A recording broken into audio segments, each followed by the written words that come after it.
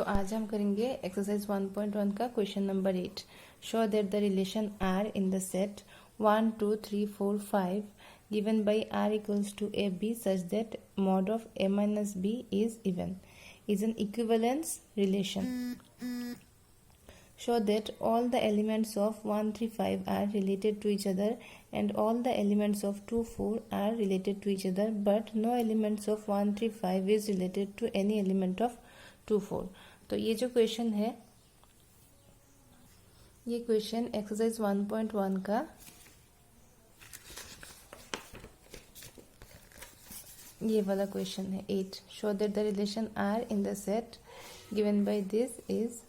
सो ये वाला क्वेश्चन हम करेंगे। तो पहले हम लोग ये पहला वाला पोर्शन करेंगे कि show that the relation R in the set given by this is equivalence relation. इतना तक हम लोग करेंगे। तो सबसे पहले देखते हैं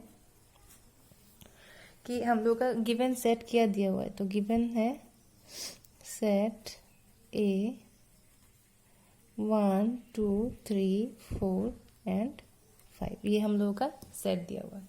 और जो रिलेशन है वो देखिए, रिलेशन जो है वो आर दिया हुआ है a b such that mod of A minus B is even. तो सबसे पहले हम लोग समझते हैं कि ये जो मॉड दिया हुआ है इसका मीनिंग क्या है। कि सबसे पहले देखो, अगर हमने ए को सपोज 1 दिया और बी को सपोज हमने 3 लिया, तो ए माइनस बी कितना होता है 1 माइनस 3 इक्वल्स टू -2। तभी mod of A minus B जो होगा वो क्या होगा, मॉड ऑफ -2 जो हो जाएगा 2। तो ये 2 जो है वो इवन है, ठीक है। तो यही मतलब है कि हम लोग ए और बी को वही वाला एलिमेंट्स लेंगे जिससे हम लोगों का इवन नंबर मिले। तो यही हम लोगों का जो रिलेशन है, ठीक है। तो ये जो है हमने एक एग्जांपल लिया, इस सेट से 1 और 3 को लिया तो ये मिला। अगर हमने अभी देखो कि यही है मॉड का मतलब यही कि अगर माइनस मिला तो भी ये पॉजिटिव आ जाएगा। तो सबसे पहले अगर हम लोग को देखना है कि ये इक्विवेलेंस रिलेशन अगर हम लोग को प्रूव करना है, तो सबसे पहले हम देखेंगे कि ये रिलेशन जो है वो रिफ्लेक्सिव है कि नहीं। तो सबसे पहले हम रिफ्लेक्सिव के लिए हम चेक करेंगे। तो रिफ्लेक्सिव का क्या था कंडीशन, रिफ्लेक्सिव का कंडीशन यही था कि if a belongs to R for all a belongs to capital A. ये हम लोग का कंडीशन था। कोई भी एक सेट ए का जो एलिमेंट ए है, स्मॉल ए है, तो वो ए अगर आर में है तो भी हम कह सकते हैं कि ये रिलेशन में है, रिफ्लेक्सिव है रिलेशन। तो हम लोग का अब देखो कि अगर मैंने कोई भी एक एलिमेंट लिया, सपोज 1 लिया, तो मॉड ऑफ 1 माइनस 1 तो 0 हो जाएगा, है कि नहीं। तो 0 तो इवन ही है। 2 अगर लिया हमने तो 2 दोनों हो लेना चाहिए। 2 माइनस 2 फिर से इवन होगा, 3 माइनस 3 फिर से इवन होगा, 4 माइनस 4 फिर से 0 होगा, मतलब इवन होगा, ठीक है। 5 माइनस 5 फिर से इवन होगा। तो हम सब देख सकते हैं कि कोई भी अगर एलिमेंट लिए और उसका अगर उसी से माइनस किया तो हम देख सकते हैं कि हमको 0 मिल रहा है जो ऑलवेज इवन है, ठीक है।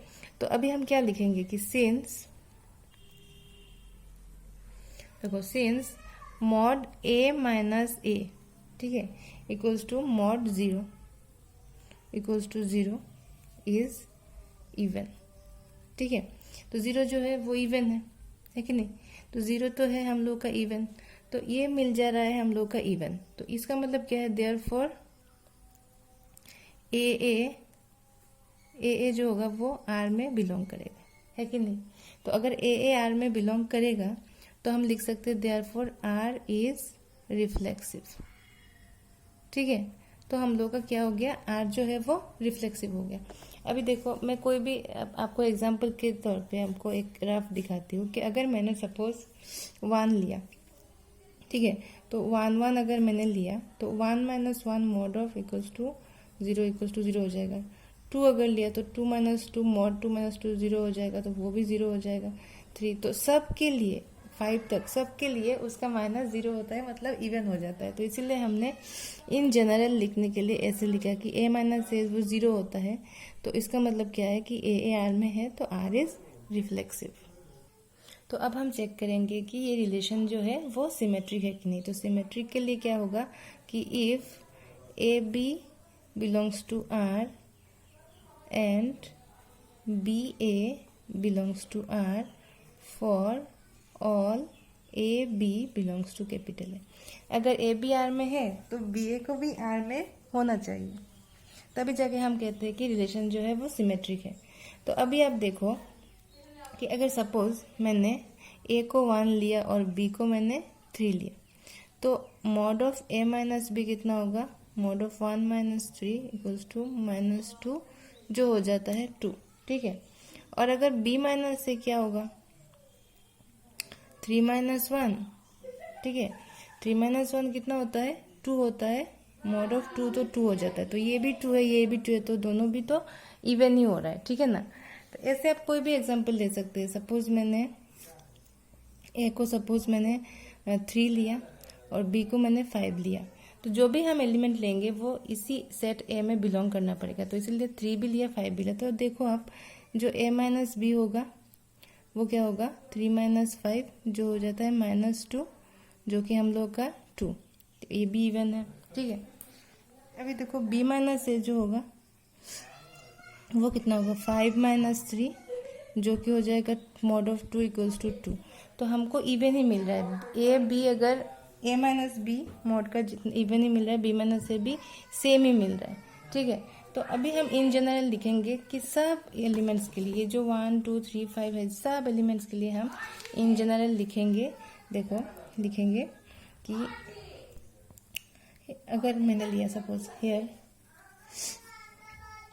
ए माइनस बी मॉड जो भी है, या फिर जो मिला हम लोगों को, इज इवन, ठीक है। तो ये इम्प्लाई क्या करता है? ये इम्प्लाई करता है कि हम लोग का मॉड ऑफ बी माइनस ए जो है is also even.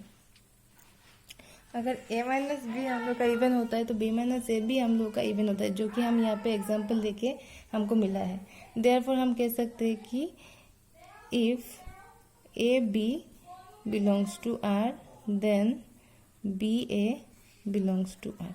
Mod of A minus B जो इवन है, तो इसका मतलब A B belongs to R है। Then B minus A B हम लोग का इवन मिल रहा है, तो बी ए भी हम लोग का आर में बिलोंग करेगा, है कि नहीं।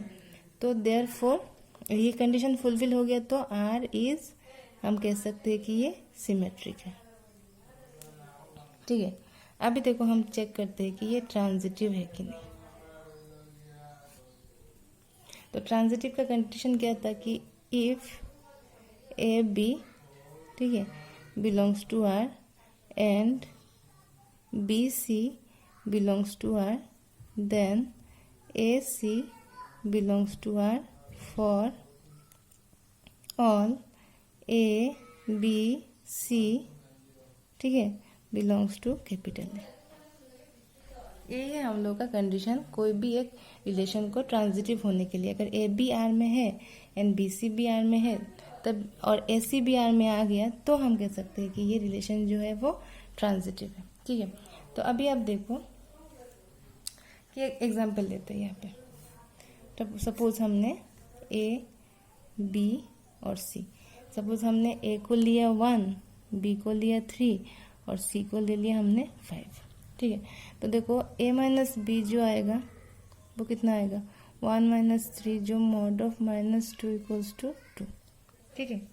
फिर हम लोगों का b तो 3 है, तो b माइनस सी कितना होगा? मॉड कितना होगा? 3 माइनस 5 इक्वल्स टू -2 जो आ जाता है 2, वो भी इवन है। अभी अब देखो सेम एग्जांपल में अगर मैंने a माइनस सी लिया तो a कितना होगा? 1, c हो जाएगा 5, तो ये आएगा -4, तो मॉड ऑफ -4 इज 4, तो ये भी इवन है, ठीक है। तो आप देख सकते हैं अगर मैंने ए बी इवन आया, बी सी भी इवन आया, तो ए सी भी इवन आ रहा है। तो इसलिए हम कह सकते हैं कि अभी अब देखो कि देयरफॉर अगर मैंने सपोज यही एग्जांपल दिया, अगर मैंने यहाँ पे यही एग्जांपल दिया, तो हम लोग कह सकते हैं कि A minus B, if A minus B is even, ठीक है, and B minus C is even, then A minus C is also even. ठीक है, तो हम क्या कह सकते हैं कि देयरफॉर आर इज ट्रांजिटिव, क्योंकि a माइनस बी अगर इवन हुआ तो ए बी आर में है। ठीक है, अगर b minus C is even हुआ तो क्या होगा, बी सी भी आर में है। ठीक है, और a माइनस सी भी अगर आ गया तो ए सी भी आर में है। तो इसका मतलब क्या हो कि ए बी आर में है, बी सी भी आर में है, तो अल्टीमेटली ए सी भी आर में है। तो अगर ये कंडीशन फुलफिल हो जाता है तो आर इज ट्रांजिटिव। तो अब हमने क्या देखा कि R is reflexive, R is symmetric and R is transitive. तो हम कह सकते हैं therefore R is an equivalence relation. ठीक है, तो हम लोग का ये पोर्शन कंप्लीट हो जाता है कि आर जो है वो एक रिलेशन इक्विवेलेंस है। ठीक है, तो हम लोग का जो प्रॉब्लम था वो आप देखिए कि ये जो प्रॉब्लम था हम लोग का इतना तक कंप्लीट हो गया कि show that the relation R is an equivalence relation. अभी हमको क्या शो करना है, अभी हमको शो करना है, देखो, show that all the elements of 1 3 5। तो अभी देखो हम लोग जो ये पोर्शन करना है कि show that all the elements of 1 3 5 are related to each other and all the elements of 2 4 are related to each other but no elements of 1 3 5 is related to any element of 2 4। तो यहाँ पे आप देख सकते हैं कि देखिए ये जो 1 3 5 है ना वो सब ऑड है। ठीक है, अगर इस रिलेशन में भी हम देखते हैं तो अगर हमने कोई भी एलिमेंट लिया कि 1 and 3,